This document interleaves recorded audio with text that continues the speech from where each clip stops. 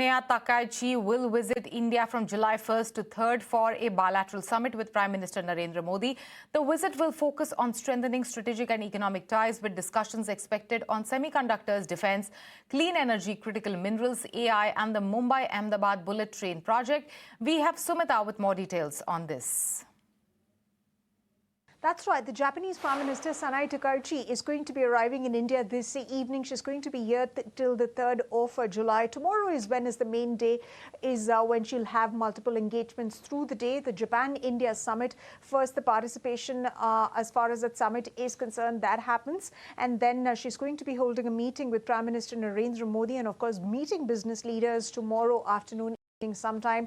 In fact, a huge business delegation is also coming in from Japan, and she's going to be meeting business leaders from the Indian side as well. Now, the importance of this visit comes from the fact that there's been rising geopolitical tensions in the Indo-Pacific globally as well, and Japan is now seeking to strengthen ties with regional partners, and that includes India as well. We have ties with Japan spanning clean energy, defense, infrastructure, semiconductors, autos as well. So, of course, all of these is part of expanding bilateral cooperation will be on the agenda. However, goods trade, when it comes to India's goods trade with Japan, well, that remains modest because Japan has a goods surplus. Japan is exporting more than what India is exporting to the country. So, of course, trade is going to be one agenda. And then, of course, how to further strengthen the India-Japan strategic partnership, that's going to be one of the other key agendas as well. Of course, as far as Japan is concerned, remember, the country is India's one of largest foreign investors. So FDI from Japan stood at $3.7 billion in FY26. How to further increase that, of course, is going to be discussed as well.